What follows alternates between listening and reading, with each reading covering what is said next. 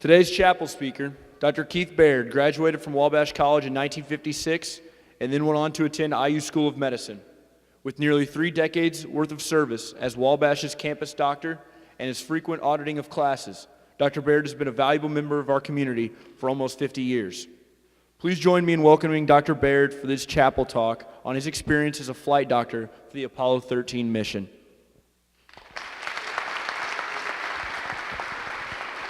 Well, I have a couple things to apologize. One is my hat from 1954. I couldn't find it, so I had to get this clean one. And I'm in my doctor's suit, which I haven't worn since I retired 10 years ago. I was in family practice in Crawfordsville, except when I was gone. I came here in '61, took care of students, and had a family practice, and then went off in '66, worked for Grumman Aircraft on Long Island on the Lunar Module Project, and then got a job down at Houston at NASA at the what was then the Manned Spacecraft Center. And I was down there until '72, during all the moon missions except the first and the last. So we would have a shift in mission control, or one Apollo 11 I was in the Lunar Receiving Laboratory quarantine, and then I was out on the ship for recovery 3 times, including Apollo 13. So that was my mission, where I was the flight surgeon for that mission. Nobody paid any attention to it much until a movie came out, and the movie was really good. How many people have not seen Apollo 13 movie? Well, I lucked out. It was really a good movie, and it was really that way. This is a newscast about the real Apollo 13, and I don't speak. And Joe O'Rourke, you have my apologies. Speech professor, don't grade me because I'm rambling. I just talk about whatever comes to my mind.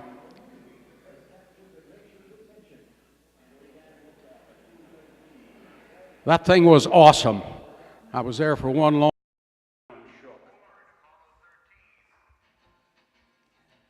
And that's mission control. And that's Hayes.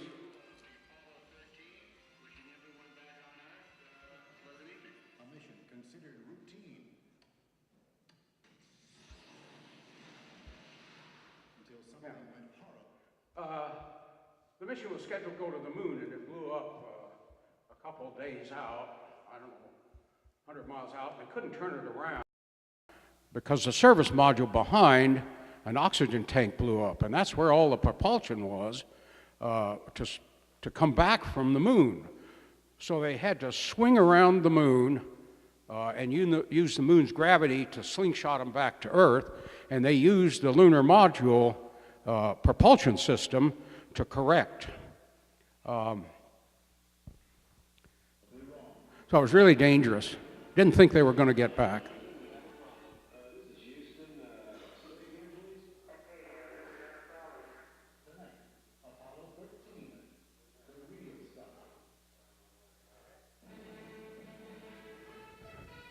And the astronauts were all varying people.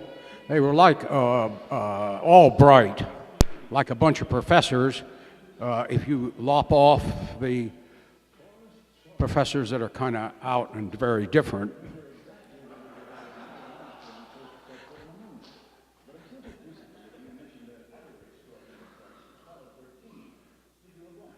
Can you hear that at all? Can you hear it?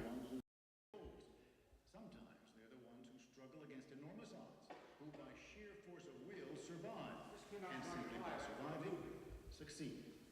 You may have seen Apollo 13 at the movies. You've likely heard of it. Tonight, the real story. And as you watch it, listen, remember, it has taken us a quarter of a century to understand the sacrifices these men and women were prepared to make.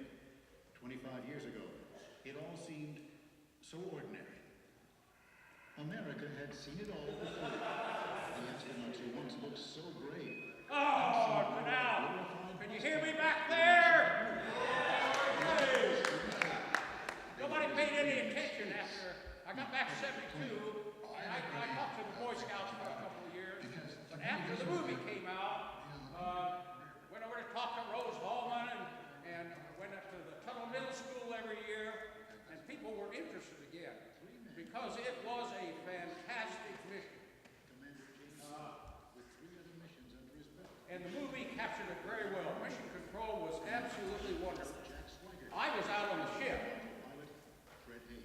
We had been there before, Jim has, and we feel maybe more so than Jim that we want to make sure we do a good job. Not everyone was so confident. Jim Lovell's wife, Marilyn, felt something about this flight, Apollo 13, taking off on the 13th hour of And the wives were real troopers.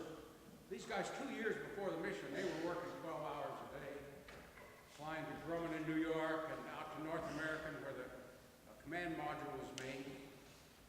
And it was pretty rough on the wife and children. So they worked very hard. Something about this flight was different. You didn't even want to go to lunch. No, I didn't. At the last minute, I went down, and some of those things were happening, like little omens, that I just felt that I had to be there. What kind of omens? Well, the worst thing that happened to me was the day In the movie, she got mad because they didn't put that mission on national television. They put a ball game on instead.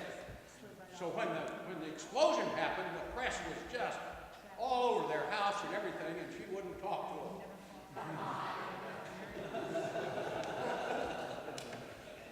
The press, they were reliable people, but there were always some vultures.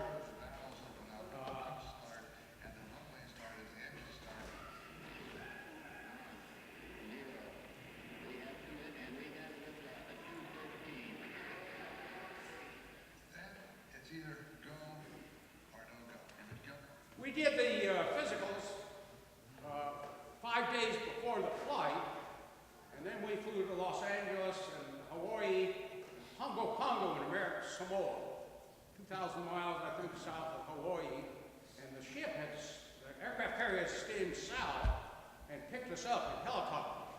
So they flew us around this lush tropical island. We had 3 days there. And really, I thought maybe in Pongo, the mood would have been to have natural topless women, but doggone. It was really fun. We flew around the island, and the kids had never seen a helicopter. They came out in their uniforms out of these thatched huts. Really fun. Yeah. suppose you just sit back and relax and enjoy. Lead flight director, Gene Franz. When you put three guys on top of high energy, it isn't routine at all. No mission we've ever flown has ever been what I would consider routine. It He's was an engineer, a Korean fighter pilot, and he was the chief honcho in mission control. And management delegated to that person immediate decisions. And he was a very nuts and bolts guy. Very matter of fact, always like pilots, they don't speak much. And I saw him interviewed about 10 years ago on television, and he was talking about the re-entry. Because the re-entry, it took about a radio blackout because of the ionization of the heat shield. They were out of contact for about 3 minutes, and the engineers were always really good at predicting that loss of radio signal and this acquisition again. Well, here we are, 3 minutes went by, 3.5 minutes, 4 minutes, and everybody in mission control thought that they had burned up. But they had. Of course, I was out on the ship in a recovery helicopter and got to see the chutes open, as we'll see later. It was all going so smoothly. Just one small glitch, what Marilyn Lovell might have called an omen. And good afternoon once again from the ABC Space Center. We are 1 hour, 38 minutes into the flight of Apollo 13. As you no doubt heard, very shortly after launch, one of the main engines in the first stage, cut off rather early. And I told my attitude prevails. I said, look, almost every flight has something wrong with it. So sit back, relax, enjoy a nice, tranquil flight to the moon. For more than 2 days, it was more than tranquil. In fact, it was a piece of cake.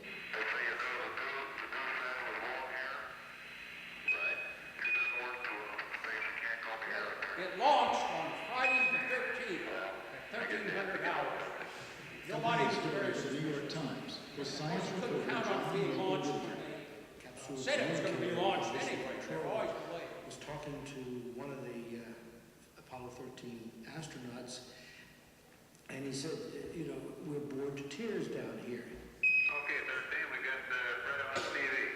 So it was time to liven things up. Time for a remarkable live broadcast from outer space. We might give you a quick shot of our entertainment aboard the spacecraft. Directed and narrated by James Lovell. Lovell was a great guy, and I got to know him a little bit. Socially, they had their own group, like professional athletes. Everybody wanted to be their friend. So we took care of them. We showed the things In like physicals, the backpacks. twice a year on our astronaut. Basically, We wrote socially down didn't see them very much. what was in the vehicle But Lovell and had extent a lot of we could, contact with him how we can operate. for this The mission. only He's a great guy. The other two, America was otherwise occupied. Okay, Schweigert was portrayed as a real swinger in the movie, and I don't know if he was or not. The networks had all decided one more space mission just wasn't worth the airtime.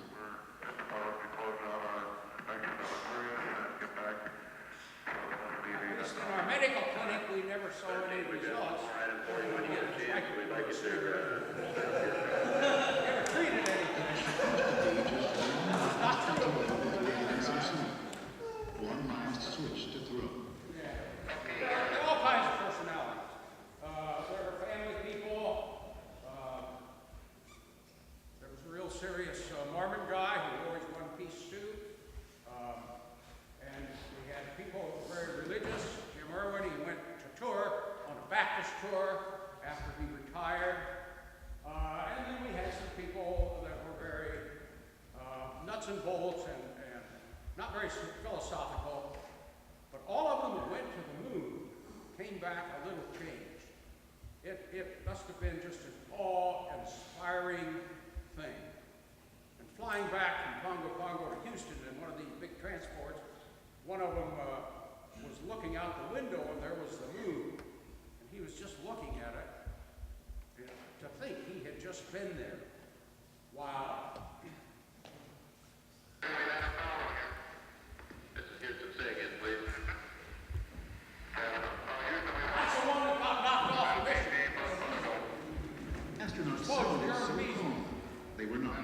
That all happened after I They had left. transformed the almost tedious normalcy of Apollo 13 into an emergency. Instantly, a lot of people around froze because the problem doesn't sound too alarming, a word, but to an astronaut, that is a very serious word. Astronauts did not. They had their own, everything went to the mission director and then went to Capcom, who was an astronaut. But like all pilots, they don't waste any words. And, you know, they don't tell jokes, they don't swear, they don't do anything. It's all business. So they had their own language. But we doctors couldn't talk to them privately. We could get an EKG and see them breathing and read the carbon dioxide in the capsule and the oxygen, but I wanted to talk to them. I mean, before your EKG goes bad, you're half dead. And we diagnose most of our initial diagnosis by talking to people. That's not tests. So I wanted to talk to them. And Hayes had a fever and chills and burning when he urinated, and he didn't come to the ground in mission control and tell about it at all. I tried to take his temperature with a mechanical thermometer, couldn't do it. But who's going to come and say, well, it burns when I take a leak?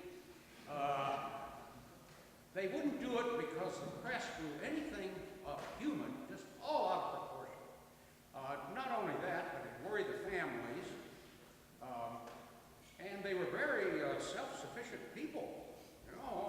they'd come to the ground if they thought they were dying, but they never thought they were dying. So we got back on the ship, recovered, we went down to sick bay, and I was listening to Lovell's Heart or something, and up comes a technician and says, "Hey, Hayes has all these white blood cells in his urine." And so I went over to him and I said, "You know, does it burn when you urinate?" And he said, "Yeah." And I said, "Well, you know, do you have a fever?" He said, "Well, yeah." And I said, "Do you have chills?" Shaking chills, because if you have a kidney infection, you get shaking chills periods. And he said, "Yeah." Now, he wasn't in bad shape, but in another couple of days, it might have really been bad. That's like having pneumonia. Kidneys are a major system to be infected. So they really wouldn't tell us much. Fortunately, nothing happened during the mission, Apollo mission. Nothing else really serious happened. The first Earth orbital mission, they had colds and took Actifed, which was a great boon to the drug manufacturer. And they were very rebellious. But we couldn't get a private loop. And it was a very difficult medical environment to work in. Great people, but the engineers were really narrow. They didn't understand biology at all. And of course, the doctors were narrow in their education too. We didn't understand engineering. So, but one of the fights I had and brought up was to have a private loop so they could talk. Well, they finally did on the Earth orbital first space station. People went up for 30, 60, 90 days. And they were just overloaded in their schedule, and they were really getting angry up there. But it didn't come over Capcom because you couldn't talk about it. So they used the private loop and decreased their schedule, and that was great. I also brought up for those long missions that we take care of tooth pulling part. Oh, engineer said, "Oh, you can't make dentist out of it at all." Well, when I came to Provinceville, it's the physicians that handle abscess tubes because it hurts like hell. And I had one person I had to put in the hospital, put them on narcotics. I mean, it's terrible. The dentists all pull the teeth or get a root canal, but it's simple to pull teeth. I can teach you to pull teeth. Now, it would hurt, and you wouldn't get the roots out, and you couldn't have a root canal, so it's bad dental practice. But if you got a $4 billion mission up there for 60, 90 days, you could save it. Well, they all did. The astronauts for those missions went over and, like Corman, learned how to pull teeth. They had generals come in and wanted the astronauts to pull their teeth. Use it lightly. That kind of a call coming down from the crew is sort of like getting an electric shock. When you hear Houston, we got a problem, and it's immediately followed up by several controllers, the adrenaline starts pumping, and you're now starting the process of scrambling. Is there any kind of leads we can give them when we look at the instrumentation? We got a real problem or what? TNAC plus under both there, guys? Mission Control thought maybe it was a And we had a communication medical system council failure. and Capcom right on the other side of the aisle. But the astronauts We had an had astronaut, just out their capsule window. They saw their precious the little guy stores of looked really oxygen young, venting into outer space. wrestler at Crawford High Once Jim School. Lovell said he was vetting, then it was obvious that we had to develop a different mindset about this mission. He was an Realizing astrophysicist. we not only weren't And I going was to smart to stay away. go down to the moon, we were going to be hard pressed to get that crew back He home. So, complained about it. to me, was the turning point of the entire And they mission. named a street for him here, he came back, and we went out to somebody's house afterwards. We knew Lo and behold, Joel was smoking a cigar. was dying. And it was the only thing that had a issue to come back home with. We had really no solutions of how to salvage the flight to get back home. Here is a bulletin from ABC News. The Apollo 13 spacecraft has had a serious power supply malfunction. Now, ironically, Apollo 13 had managed to capture the attention of the news media. James Lovell's wife, Marilyn. And we turned the television on. Hang in there, it won't be long. The truth is, the odds were still against them. They still had to steer a crippled capsule with a possibly damaged heat shield into a tiny trajectory window. And there was no room for error. If you come into shallow, you'll skip out, like skipping a stone on water. If you come into steep, you'll be a fiery meteor for a few brief seconds in the sky. The entry corridor was a piece of paper on a basketball. Shut down. In the rush of entering the atmosphere, ground control would lose radio contact. They must wait to see if their men will Come come in on with an alive. entry channel. And then, it Because if it began. was shallow, they'd skip off, and they'd still be Back going to this around. and, this is it. We've done everything possible that we can do. It was expected the capsule would be out of contact with ground control for just 3 minutes. I was watching television, and it was very tense, and you could hear a pin drop in my house as they were coming down. The 3-minute mark came and passed. This blackout during entry was the longest time I've ever spent in my entire life. And I had one of my children in my lap, and I just kept squeezing and squeezing until immediately he just screamed, and I didn't realize I was squeezing him so tight. 4.5 minutes. Nothing. Every agony, every concern, every worry that you'd ever done, all the go for broke calls start coming back to mind here. And that's what I'd call sweating it out. 4 rescue missions circled the South Pacific. 4 minutes, I was 45 in that seconds helicopter at in most. 66. Pilot Chuck Smiley. I just remember sitting up there and scanning the skies, and all of a sudden, Remember him, he's a helicopter pilot. The Houston standing by, over. I had hair.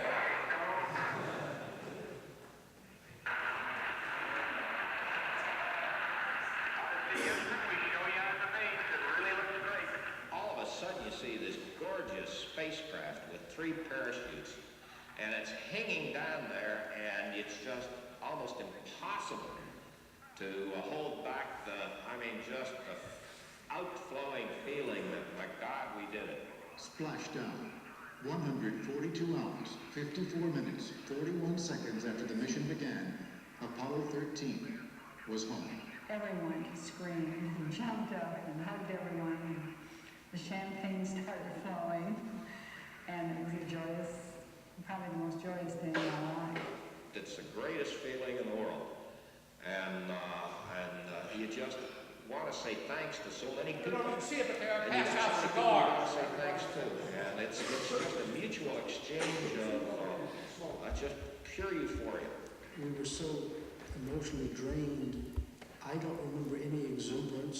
It was almost just a feeling We had a doctor in the helicopter in recovery, because if 2 chutes open, they would have been injured. We would have gone in the water, gone in the capsule, and then they would have the capsule. Pictures from the helicopter now. Really fun. With the whole Got world out of the in helicopter. the 3 men were pulled out of the water and flown back to the deck of the United States carrier Iwo Jima. And here they are. James Ronald, John Swigert, and Fred Hay. They stepped blinking into the sunlight and into the cheers. Well, I can't see it from here, but that's Lovell, Schweikert, and Hayes met. And on my picture passed around, he's kind of grinning like this. He was kind of out of it. And the other 2 went down the stairs, and I kind of had that usher in the wall. We had a doctor behind every astronaut, because if they stood still very long after being in 0G, particularly for 12 days like a regular mission, the blood would all run, because they weren't used to counteracting that big funnel tube of blood, and they'd pass out. So we had a doctor behind all of them on the deck. Now I'm in the helicopter behind there. Lovell was the oldest one that was flown. He bounced right off. Now,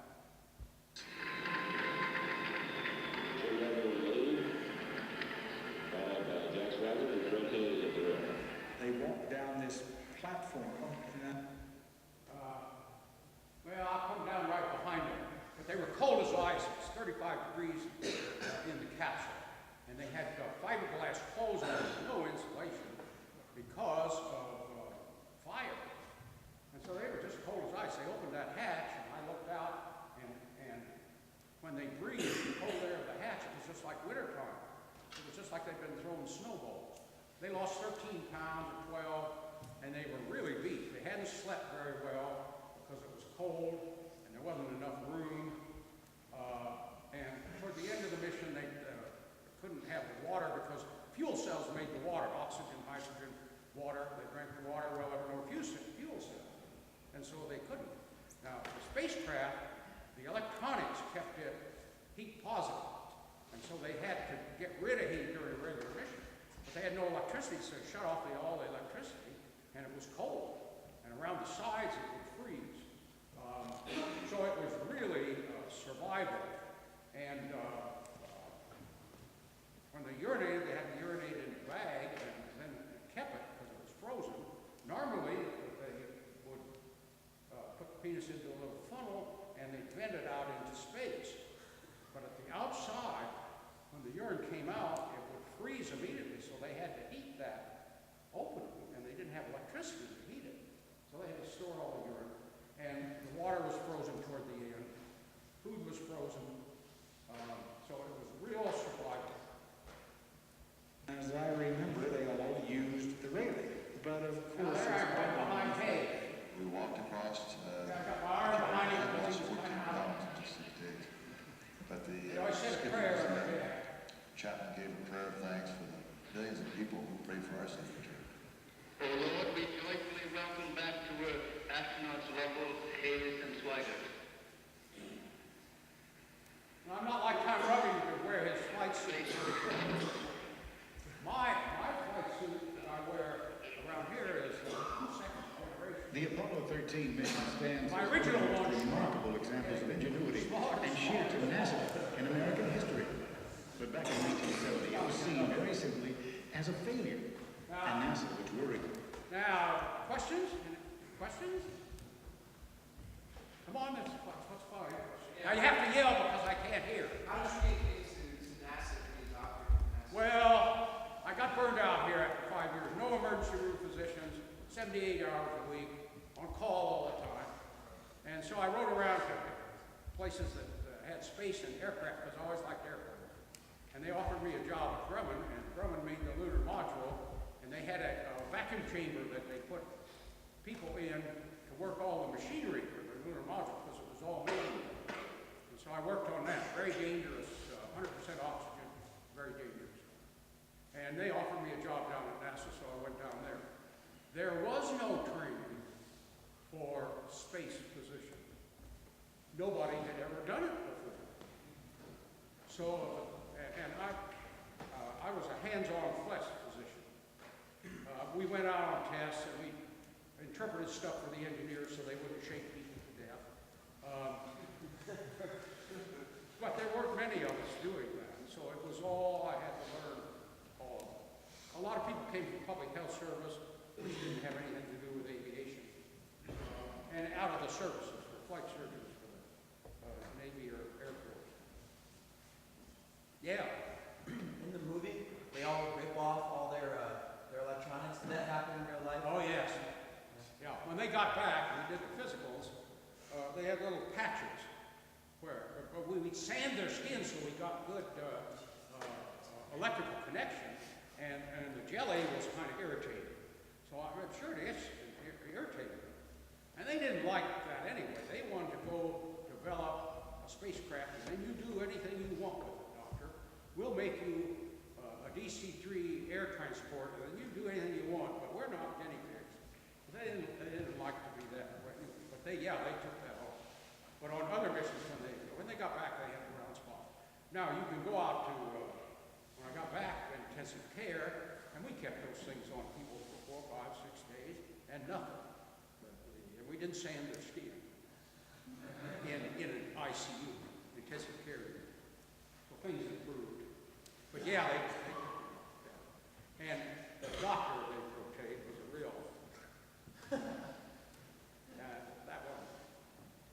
was partially true.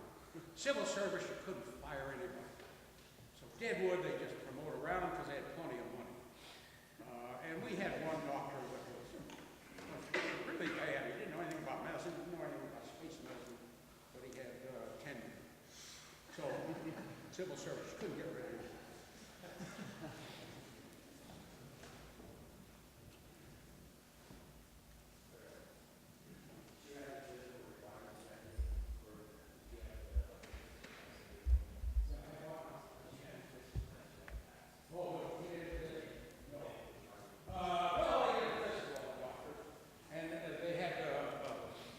maximum security clearance.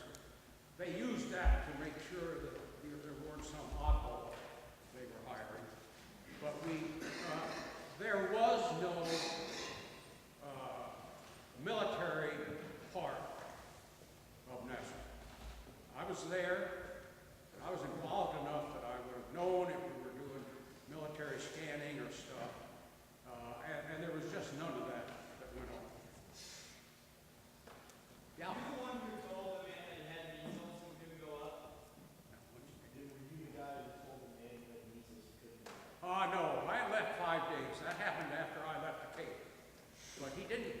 He was exposed to one of the other astronauts' children, and he didn't have, they did a blood titer to see if he had protection, and he didn't.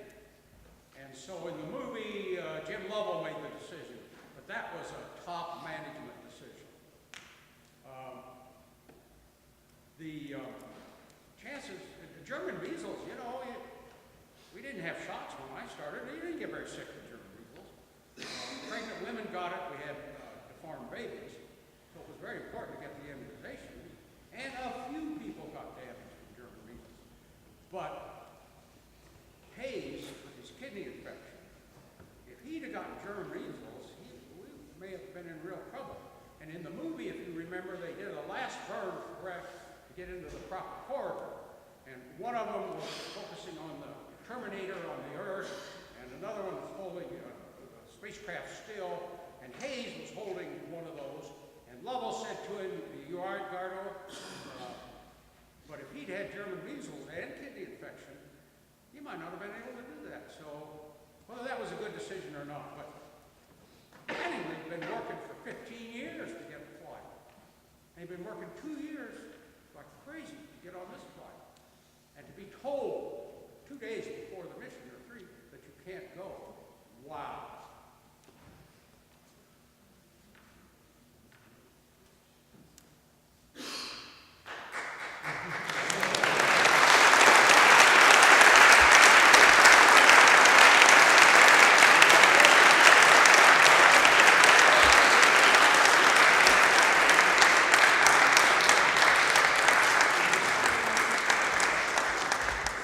Some announcements. Congratulations to Evan Rhinesmith and David Baird for dominating the conference in swimming. Friday, TGIF is at Fayetteville at 4:30. Eric Wade will be giving a lecture on Indiana history. Saturday, basketball plays Oberlin at home at 1 o'clock. It's senior day, and it will be Coach Petty's last regular season basketball game. We will be honoring both of those people, one before and one after the game. Also, Saturday is casino night. Please stand and sing a wall.